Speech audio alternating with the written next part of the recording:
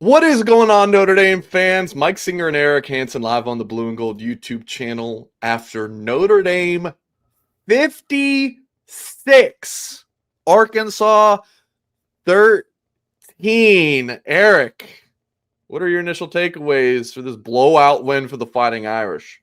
Well, the 641 yards on the road at an SEC team is amazing because it almost makes the Notre Dame top 10 of all time in total yards in a game. 650 is the cutoff. It's the most since 710 against Wake Forest in 2017. But I want to say something about the defense right off the top, too. I mean, to hold that Arkansas offense to 13 points, I know they got disinterested in the second half, but man, that is impressive. That is a big development as Notre Dame gets into some of these really good offenses over the rest of the course of the season. Man, I am just I have to apologize. I have to apologize, Eric. You know, I think all of my coworkers had Notre Dame giving up 30 plus points in this game. I said 23. My pick was Notre Dame 33-23. So I need to apologize to the entire Notre Dame football team, coaching staff, and all the fans for thinking that the offense would only score 33 and that the defense would give up 23. I mean, that's my bad. I mean, where did that come from? Taylon Green, Eric, came into this game as the what was the number one in total offense? Number one in total offense. He goes for 207, had the interception. You know, that's about half. He still had a good game, right? I mean, excuse me, total yardage wise, going for 207 in the air and 81 on the ground. But 13 points. That to me looks like. Sorry, go ahead, Eric. And shutout in the second half, which has been common. Notre Dame the past 3 games has played so much better in the second half of these football games defensively. I mean, in the critical moments in the first half, to hold them to field goals. I mean, they shut out no touchdowns by anybody that was less than 344 pounds for Arkansas. Yeah. To me, that looked more okay. When I think about Al Golden's defenses, Eric, I think the pressures, I think bend but don't break. And I think of like, okay, you might give up a 20-yard play here, but then you're going to sack you on the next first down and set you up. Like they would allow big plays, but they wouldn't break, right? They wouldn't break. So they give up yards, but they wouldn't break. And then they would force some havoc plays. The Notre Dame defense comes up with 3 sacks in this game, the interception. Yeah, Arkansas put up 365 yards, but just 13 points. 13 points. So, and the pressures didn't always show up as sacks, Mike. There were a lot of holding calls in this game for Arkansas too. So that's almost a sack. It's as bad as a sack when you're going backward 10 yards. Yeah. For as good as the defense played, the offense, Eric, when I keep getting asked this, when's the last time Notre Dame had an offense this good? And Ten Rand, thank you for the 5 here. He said, we may never lose again. Just kidding. Solid game, though. It's the best Notre Dame scoring team in a while. Defense played better today against what had been not only a good quarterback, one of the best in the country. And this offense had, I think, their worst game. They put up 35 or something, 32. So, yeah, an offense that had been flying. But just how good was this Irish offense, Eric? Like, when's the last time you saw an offense look like this through 4 games? Yeah, and I agree. I'm trying to think of when that was. The last time Notre Dame had this many yards in a game was, I mentioned 2017 against Wake Forest. But, I mean, this was an SEC team on the road. And Arkansas isn't a good defensive team, but they haven't been giving up this kind of yardage and this kind of points. What I am really impressed with, Mike, is that Mike Denbrock has already gotten this offense to where they have gears.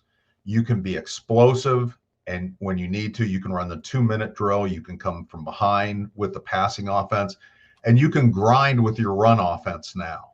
And I think that's really important. In this game, Notre Dame was able to shorten the game a bit with their running game and also do a lot of damage with their running game. And really so much the key is CJ Carr sitting at the line of scrimmage as a redshirt freshman knowing how to get Notre Dame from bad plays into good plays, from good plays into great plays. And that's a big deal. Yeah.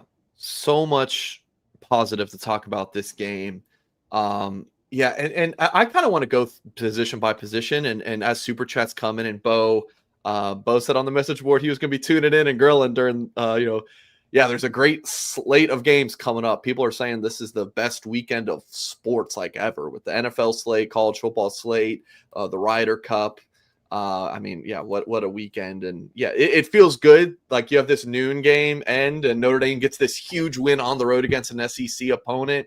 Enjoy the rest of your weekend, folks. Enjoy it. And let me say this, Eric. You haven't done too many of these post-game shows with me. I really go all over the place. If you were one of those people, Irish fans, who were down on Ash, it's okay to switch tunes. And I'm not saying that the defense is like fixed. Everything is amazing now. But we're allowed to come back, right? You're allowed to be like, okay, like maybe don't fire him. You're allowed to come back from that. I know I've said keep the same energy all year. Don't. I lied. You're allowed to come back. And I'm not saying again that the defense is now fixed and everything is rosy, but I mean, you don't have to like die on the defense is bad. Hell, I was arguing with a guy on Twitter. He's just like, the facts of the game are. I was like, the facts of the game are Notre Dame allowed 13 points against Arkansas. That don't talk to me about what you think you saw schematically. Some random guy on Twitter. Like the facts are that Notre Dame allowed 13 points, had a turnover, multiple turnovers, right? I know it was at least. You had 2 turnovers and 2 more turnover on downs. I count turnover on downs as turnover. Absolutely. That's four drive ending plays by the defense against that Arkansas offense. So Notre Dame fans, again, you can be cautiously optimistic about the defense, but don't die on the hill of the defense is bad and Chris Ash needs to be fired. You can come back from it. Well, I'll add to that, Mike, is that Leonard Moore didn't play. I mean, this was done with Leonard Moore on the bench, which was huge. And Tay Johnson is blossoming into a star at safety. I think that moving him into the starting lineup was a great move. And I'll give Marcus Freeman a lot of credit. I was watching to see how he could influence the defense this week. And he wants to make this a collaborative thing, not a I'm demoting you, I'm taking over kind of thing. I'm sure he'll give Chris Ash his flowers, Mike. So just like we're going to give you flowers, real flowers, or we'll send them to your daughter so she won't eat the cat food. There you go. There you go. Dave says, this is CJ Carr after only 4 games. What is his ceiling? 22 of 30, 354 yards, 4 touchdowns. And look at that number all the way to the right, Mike. That's the pass efficiency number. That's astronomical. This 216? Yeah, that's incredible. You do that for a whole season, you will set the NCAA record. But he was at 294 last week. He's going to vault into the top 10. And that's a very important statistic, Mike. The teams that win national championships and get to the national championship game, their quarterbacks are in the top 10 in that number. Yeah, he was so good. Dave 86, really appreciate the super chat again. Tinran, thank you for the 5. Bo, thank you for the 5. Dave, Void Walker with the 5 says, about time our defense showed up. Hopefully we keep this momentum going. Also, the commentator said NC State could be a challenge. Do you agree? Yeah, NC State usually plays Notre Dame pretty tough. I could see that, but they are a lot of these teams are constructed very much like Arkansas in that they have really good quarterback, CJ Bailey, another 6'6" guy that can run. Hollywood Smothers, their running back. And then you have some problems on the defense. They have new coordinators on both sides of the ball. The defensive coordinator is not keeping up. TJ Elliott is not keeping up with the new offensive coordinator. They have some problems on defense, but offensively, they're good. Notre Dame's defense is going to continue to be tested. Their offense, not so much. Yeah, Eric, our discussion, and Eric, I do so many shows, so I apologize if you weren't on one of these, but for me, I was like, I think the offense it's been so good. It's it feels inevitable that they'll take a step back, and that the defense had been so bad that it's inevitable they take a step forward. And it's like, not only did the offense not take a step back, they took a giant leap forward, and the defense took a giant leap forward. I mean, at this point, CJ Carr has all of the national attention. Like, I feel like after this, I mean, like, Illinois USC was the other marquee noon game. But I mean, that performance, a lot of people watching that. I think Carr is now a household name. He should have already been. But the hype for this kid's so unreal at this point, and it's deserved. He's accurate, he's poised, he's athletic. His first 4 starts, just think about it. First starts on the road at Miami, you lose. You come back home, your first start inside Notre Dame Stadium against Texas A&M, right? You're 0-2, and then you play Purdue. It's like each game has had more and more pressure, I feel like, and he just is still so poised, so calm, cool, and collected. Yeah, buying all of the CJ Carr stock, Eric.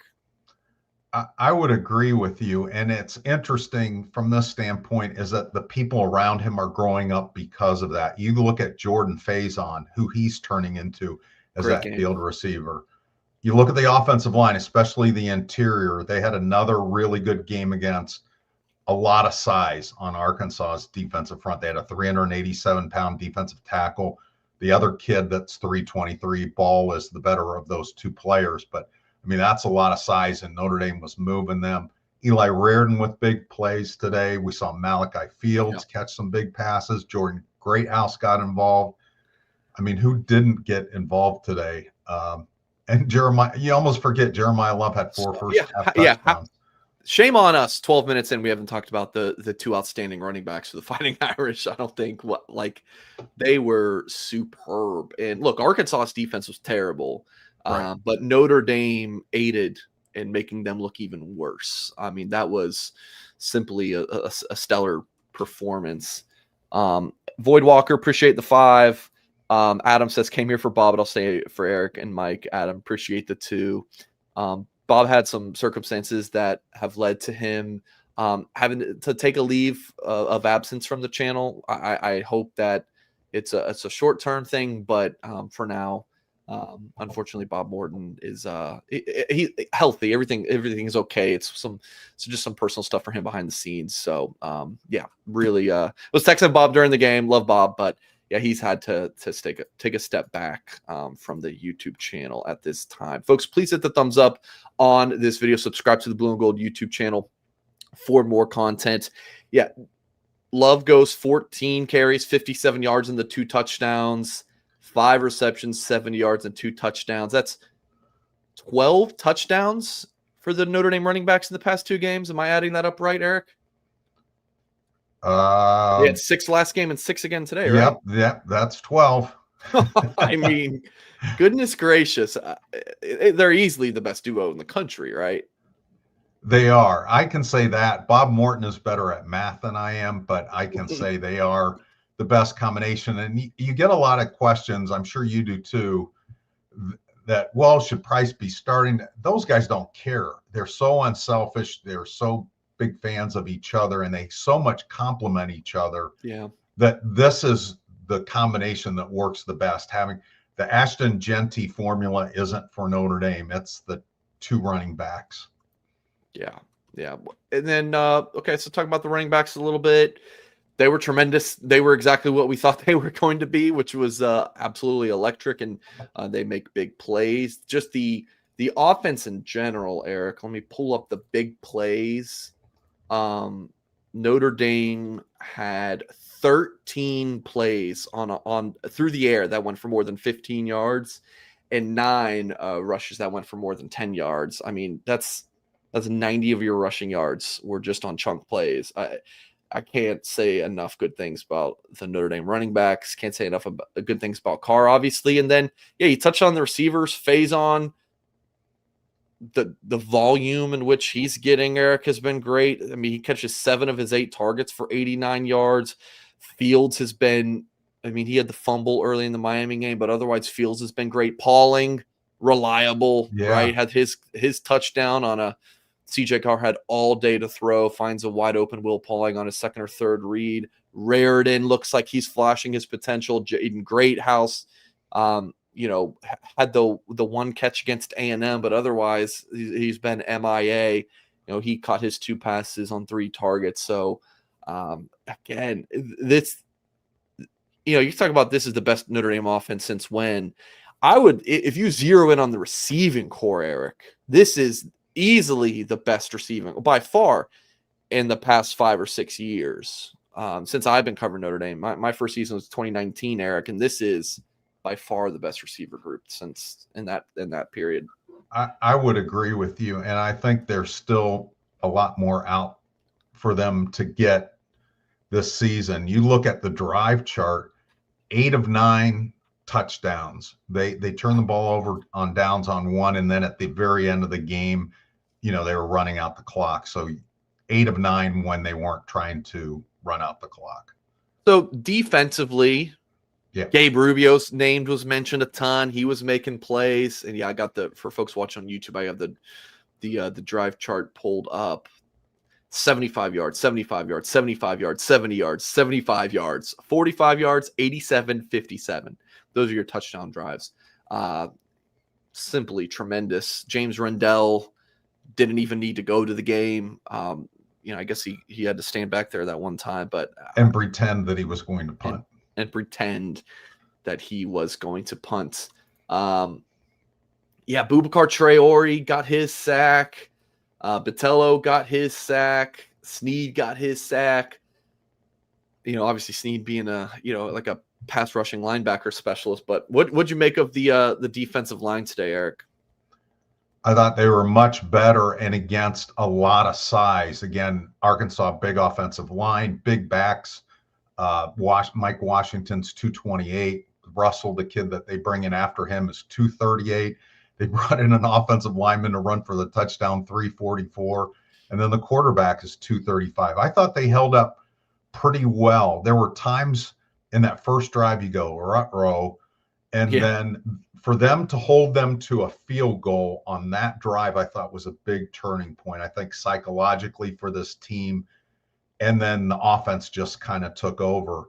And the thing about it, Mike, is the offense could probably carry Notre Dame through the rest of its games. As long as they play clean games, they could carry them to a 10-2 record. Where you're going to need that defense to continue to evolve, just like the offense did last year, is if you get to the playoff, you're going to need both sides of the ball to be contributing. So this defensive progress is not for naught. This is very important development for the long term of this program if they want to make a run in the playoff and if they get there. I could be wrong, but Notre Dame still has 8 games in the regular season, Eric. The offense isn't going to be able to put up 45 plus each game, right? I mean, they're going to have a game where they don't play that well, and the defense has to help them win the football game. There's got to be a grinded out game somewhere in here. And like you said, the defense taking that step is huge. And get Leonard Moore back, and you're doing you've done this without your best player on defense. Again, that Illinois USC game's coming down to the wire too. That's crucial. Where are we at with that one? It is 32-31 USC. They had just scored a touchdown. Illinois has the ball on the USC 27-yard line with 35 seconds left. Yeah. So offense is going to have that stinker somewhere, and maybe not even a stinker, somewhere in the 20s, right? And they just need the defense to stand up. I mean, looking at this schedule now, Eric, the rest of the way, Boise State should be a cakewalk. Maybe not a cakewalk. They should win by 20 plus points, though, right? I mean, they really should. I don't want to, disgrace Boise State, but should be a comfortable win. NC State could be tough, but you still expect Notre Dame to beat NC State. We just talked about USC, Boston College, Navy. What do you think about Pitt this year? Have they done much? Offensively, they're very one-dimensional. They're really good pass offense. They don't do much with the run. Defensively, they get after the quarterback. They give up a lot of yards and touchdowns in the passing game. Mike, let me tell you the rest of the lineup as far as the pass defenses. Okay. They'll see the rest of the season. Arkansas was the best on the schedule left at 51st. Then it goes 92nd, 98th, 57th, 72nd, 76th, 87th, 64th, 114th. That's who's left as far as pass defenses on the schedule. So that's not a lot of resistance. Now, some of these defenses, though, the Boston Colleges, the USCs, they'll sack the quarterback, so the offensive line's going to have to play well. Some of those are decent against the run. But in terms of finding a lot of resistance in the passing game, there's not a lot of it left on the schedule. Yeah. And, someone just mentioned Swan Dongs. And Michael Ryan, really appreciate the 10. Been looking for you in the chat. If you have any comments with your super chat, really appreciate it. Syracuse said, Swan Dong said, Syracuse with no Angeli shouldn't be too bad after what happened with Duke today. Yeah, absolutely gutted that Steve is out for the season. And yeah, they got blown out by Duke today at home. Like Syracuse, after that huge road win against Clemson, they now look like a Syracuse of old after they looked, really good to start the season after, I guess they kind of struggled with UConn and got beat by a good bit by Tennessee, but really rallied and, beat Clemson. And I was like, man, Steve Angeli coming back. Syracuse should be an easy one. Notre Dame is favored by, I think, 10 plus points in all of these games. Maybe it's a one score against USC. That's like a 7.5 type spread. I'm obviously getting ahead of myself here, but Arkansas was the last game for me personally on this schedule where I felt a little bit nervous, and Notre Dame just won 56-13 and played their best game of the season by far, and it was on the road. So good vibes right now, Eric. It is, and it's going to be interesting to me to see how this defense will look when Leonard Moore comes back. Now it looks like a really good move to have not played him the last two games, get him 100% healthy, and then you have him for some really good passing offenses coming up. Yeah. Just checking in on some things. Freeman, is there anything notable from the Freeman press conference? Marcus Freeman says there are very few people you come in contact with who have that competitive trait that makes you a winner. He knows without question CJ Carr has it. Quote, he's one of those rare individuals. So if there's anything notable to come from the press conferences today, I will keep you guys posted there. Any thoughts? I know you have to see what the rest of the country does, but any thoughts on how highly you'll move Notre Dame up in your AP top 25, Eric? Does this vault them into the top 20 again? You have to see what the other teams in the country do. But on my ballot, I had them at 19th last week. So okay, that's right. I get the Homer Award for that. But I don't really worry about what everybody else has them. That's what I thought after seeing the development of CJ Carr in the offensive line. I thought this team is about to take off, and they did today. But I think this kind of margin at an SEC venue gets people's attention. And I think it's going to start to distance themselves from those two first games where they go, that's kind of a mulligan. So, there we go. Illinois over USC. There's the win. So what do you think about that in terms of USC coming to Notre Dame in the middle of October? Does that take any luster off of that game? Would you have rather seen them come in undefeated? Yeah, absolutely. Yeah. I feel like if you're a Notre Dame fan, it's kind of like a win-win. It's like, all right, if you hate USC, you're happy, but you would have liked for them to come in undefeated. Notre Dame have like a solid ranked win under their belt. Let me pull up USC's schedule to see what that looks like, because that's really, you guys can correct me if I'm wrong in the chat. Like, is this Notre Dame's last opportunity to get a ranked win? Like, is there anyone else on Notre Dame's schedule where you're like, oh man, they could come in to that game ranked? So USC beats Missouri State, Georgia Southern, Purdue, Michigan State and loses to Illinois. So they have Michigan. So if they beat Michigan at home, coming off of a bye, then they'll be ranked going into Notre Dame. They may be. I know people don't want to hear this, but Navy may be undefeated when they play Notre Dame, but they may not be ranked. They usually have a little bit more toughness to their schedule, and so it earns them the respect to get them into the top 25. I don't know if they'll be ranked, but I wouldn't be surprised if they're undefeated. But they don't have the brand that gets a lot of people excited when Notre Dame beats them, even when they're a really good Navy team. It's Navy. Like last year. Yeah. It's Navy. Yeah, last year Army and Navy were ranked when Notre Dame played them, right? The committee liked those wins, but I think the average fan dismisses those. Yeah, so not great for Notre Dame's strength of schedule with USC going down, but you're a Miami fan and you're a Texas A&M fan. You just want those two teams to continue to play well, and it's one of those things that it's like Notre Dame's schedule is not great the rest of the way, but Boise State was a playoff team last year. They got smoked to start the season by USF. USC should be a good team, so it's like some of these things are not Notre Dame's fault, right? It's like, Stanford's fallen off of the cliff, and I think their non-ACC games were strong. At Arkansas, Boise State at home, of course, Stanford, Navy, typically a solid team. You just lost to those two teams to start the season, and you do have a not as good Boise team as years past. USC is just kind of typical of USC, so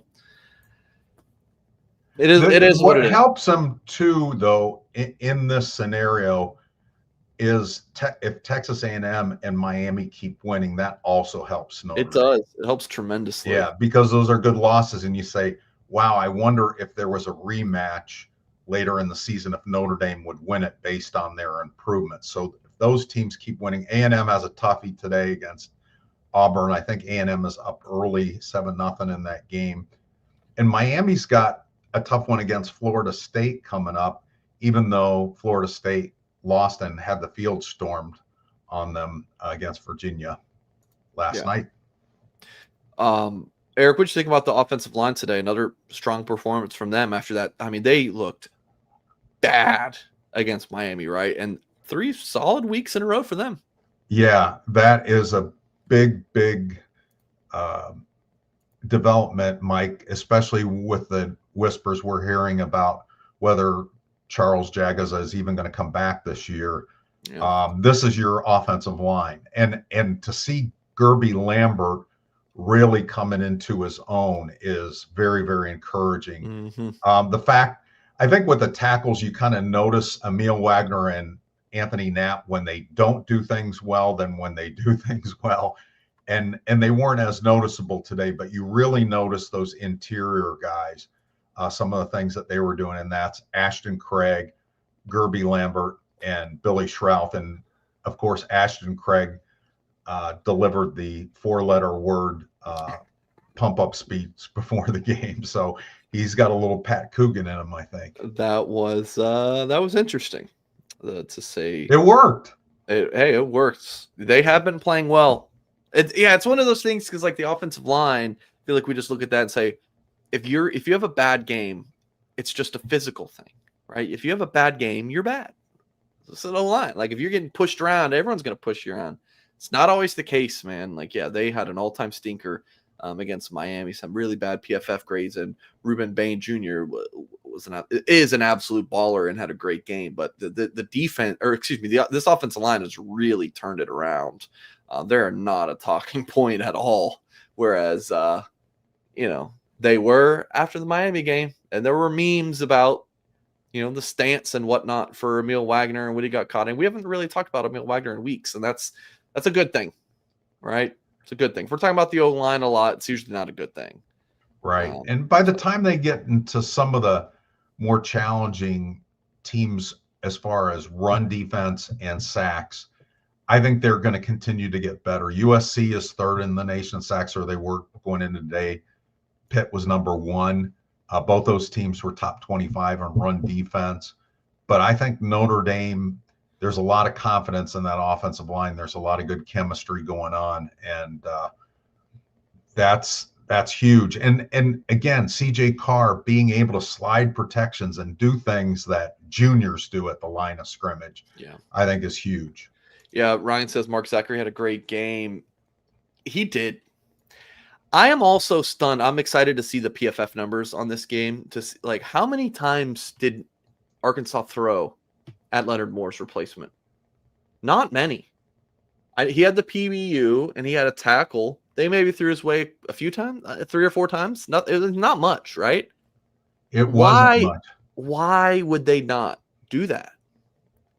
Zachary's he's a good player, but he's a true freshman. If you're like trying to pick up chunk plays, why would you not target Mark Zachary when it worked for Purdue last week? That was shocking to me. It felt like Christian Gray was on Omega Blake most of the time, and that is their guy. That's far and away their best option. And I think that's who Talon Green has the most confidence in, and that's where they wanted to go. But it did surprise me for a team that's so difficult to defend from a concept standpoint, with Bobby Petrino being their offensive coordinator. Again, another reason to be impressed with Notre Dame's defense. They also trip over themselves, though, too. You're like, oh my gosh, here they come, here they come, here they come, and then hit the brakes. It's like a cartoon. Yeah, Zachary was thrown at 8 times against Purdue. The most, I mean, by a good bit. Dallas Golden thrown out 5, 93 yards on Mark Zachary targets. Yeah, Purdue completed 6 of 8 for 93, and I don't have the PFF stats for the Arkansas game yet for the Irish, but yeah, and I think Zachary's going to be a great player, but in his second start, you would think that would be the opportunity, and it's not like Notre Dame didn't move Gray to shadow him, did it? It was like Gray was just the boundary and Zachary's to the field. So that was something that they could have done, and they just didn't. Again, we'll have to look at that, and but yeah, watching the tape back, but that was a surprise to me. Linebackers played well. They've just been solid all year, Eric. Like I feel like when Marcus Freeman and as well as us at Blue and Gold to talk about like the marriage between the pass rush and the coverage. The linebackers have not been in that, like they're not as important to that because they do both, right? Sometimes they're dropping back, sometimes coming after quarterback, but they've just been solid to me all year. Not like incredible, but just solid. What'd you make of that group? I liked them. I saw Manfremo out there again in high leverage situations. I thought Bowen had his best game of the season today. I thought that was from, again, without going through the film grades and looking at every play, he showed up for me today. And we noticed him in some of those spy situations. The TV announcers highlighted one where he did a really great job of going after Talon Green and getting him, putting pressure on him. I thought Bone was good in the blitzes. I thought this was the linebackers' best game. Again, Arkansas's defense came into this game stinking. Their offense had scored 28 points or more in every first half of every game that they played, including against Ole Miss, an SEC team on the road. And to hold that team to 13 points is significant, is something to kind of put a bookmark in and say, okay, how can they build on that? Are you mentioned this earlier. I'm about to play a clip. This was a few days after Notre Dame A&M. Okay. Like I personally think that Notre Dame smashes Purdue on Saturday, and then beats Arkansas by double digits, and then they really get this thing back. I think the defense is going to get back on track. I think they have the personnel and Chris Ash and that staff. Like I think they're seasoned enough. Let's go. No one else believed The eternal optimist Mike Singer did. I found that today, and I was like, I gotta shout it out. That's funny. I'll give you a super chat if I knew how to do it. And then, moving to the defense backs, obviously, we talk about Mark Zachary. Great to have Adon Schuler back there. Had a pass breakup, led the team with 9 tackles, had the forced fumble when Arkansas was – that was like early in the third. So, like, Arkansas started moving the ball. Where is that on here? No. Sorry, that was in the second. That was at the end of the first half, correct? Is that what I'm seeing here? Yes. So he forces a fumble at the end of the first half. I mean, yeah, the defensive backs were solid again. Christian Gray. I mean, Notre Dame had 5 PBUs. Zachary had himself a good game. Tay Johnson looks like a force. Yeah. I mean, that one hit that he had at later in the game was textbook. It's like anytime you see a big hit in college football these days, Eric, you're like, is that targeting? Is that targeting? No, it's just a beautiful hit. And he kept his head up. Yeah, it was a beautiful hit. Yeah, 17 to 32. When you were wanting to find the play-by-play, I'm kind of old school with. I would have been shuffling my papers, but I do follow the electronic one too. But yeah, that's old reliable as the legal pad. Yeah, really happy to see Will Pauling get more involved. Eric got his touchdown pulled up here. Just look at the time. All freaking day for CJ Carr. And here's Will Pauling in the slot. Just comes up simple in route, just not covered. I don't know what the safety is looking at. Or this yeah. I mean, that I don't know what the hell coverage that was.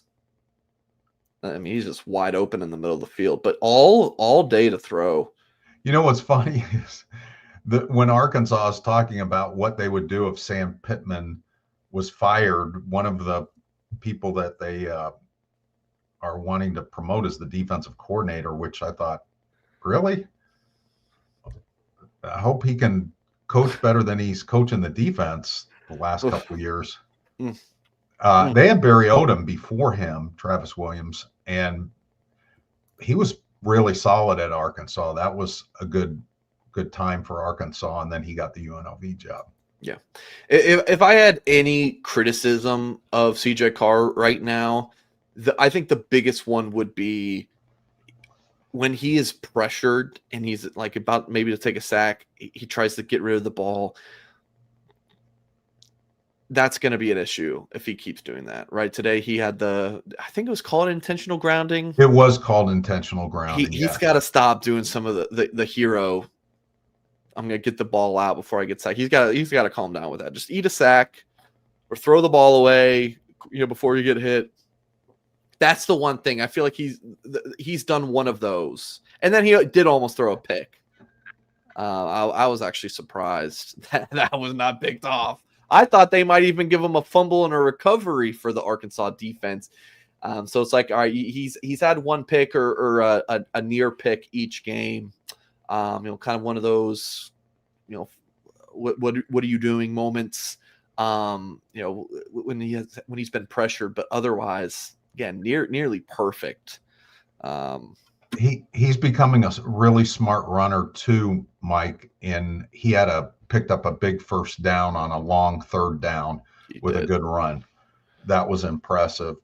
One thing that I wanted to throw in here too, Jack Sobel mentioned it, had boots on the ground there, that Noah Burnett came out of the game. He was out of uniform late in the game, so he may have re-injured that hip. Eric Schmidt finished up kicking the last extra point or two. But I mean, the good news is Eric Schmidt is pretty seasoned. I mean, the guy kicks it out of the end zone every time. Yeah. If he can be accurate on field goals, that's going to be a big plus. They didn't have to try a field goal today. Yeah. I saw Jack say on the message board that it was precautionary. Okay. That's what they had heard in the, up in the press box. So that would be great. Keep him going. And then Leonard Moore, You get Leonard Moore back for NC State. Like, let him rest again against Boise. I really think Notre Dame's going to smash Boise State. I like Notre Dame by like 20 to 30 points. Wow. I don't think they're good. I watched their entire game against USF. I'm a USF alum. They're bad. They were bad. And then they've played a couple FCS teams, and then I think barely beat Air Force or something. They were in a high scoring game with Air Force. Their defense is not good. Yeah. So I mean, yeah, USF won. I think it was 34-7.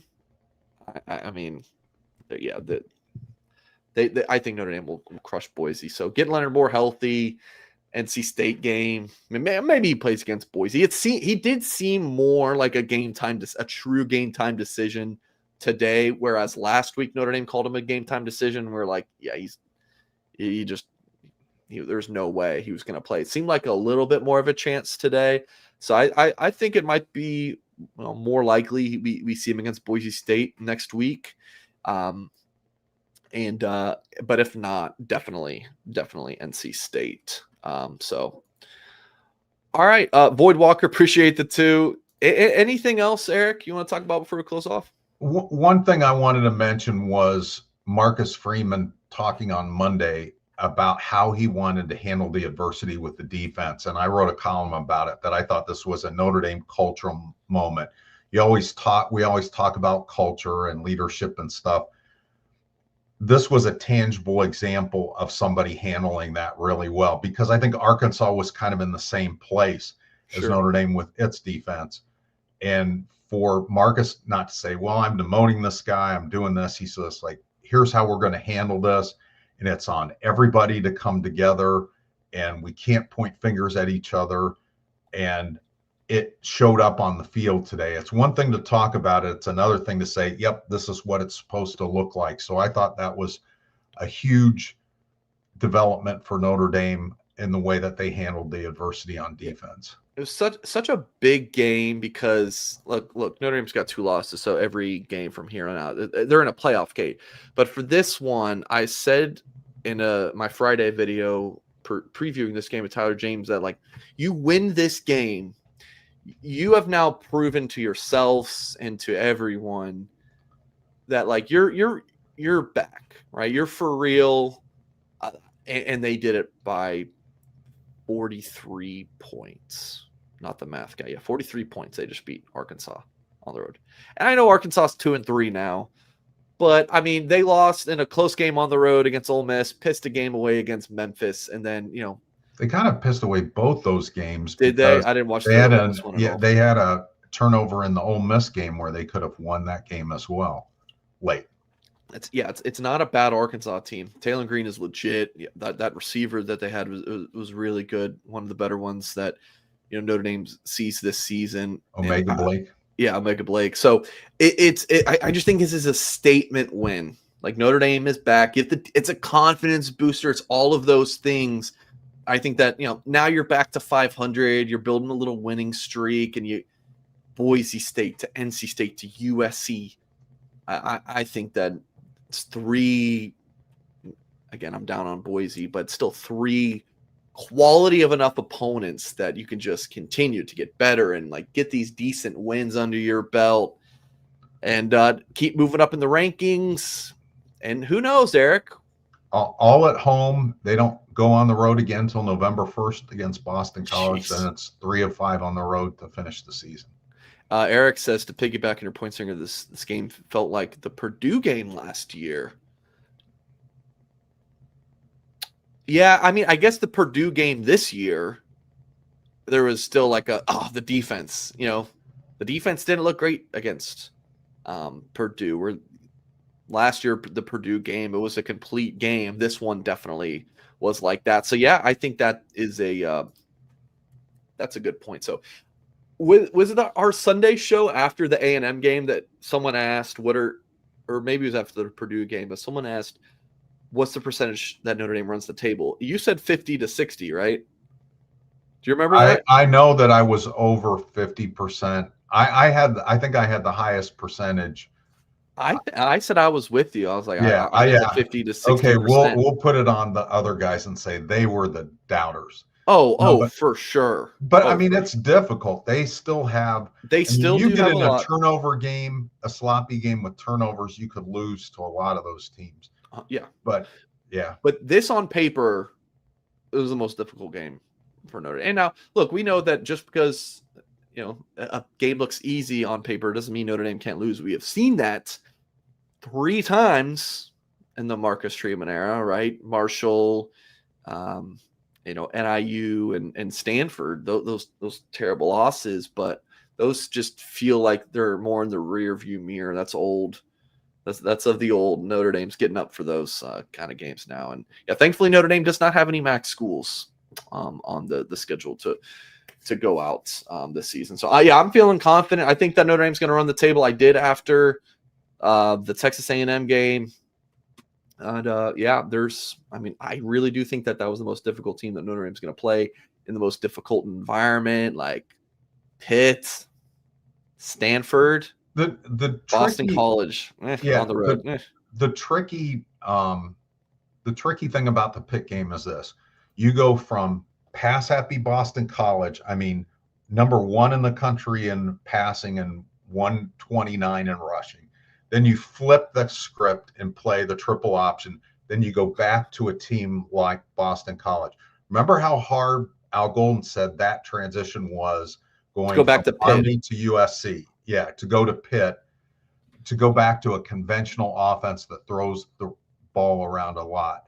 Now, again, I think it's going to help that this defense is going to be better at that point and deeper. Remember, Leonard Moore and Christian Gray had to play every down of that USC game against those really good USC receivers. If you can rotate in at that point, a little bit of Dallas Golden, a little bit of Mark Zachary, then I think you're going to be better off against Pitt's offense. But it is that post-Navy game is always difficult, especially if it's a pass-happy offense. Lucian, appreciate the $2 super chats. Do you have anything else you wanted to add, Eric? Any other talking points from this game?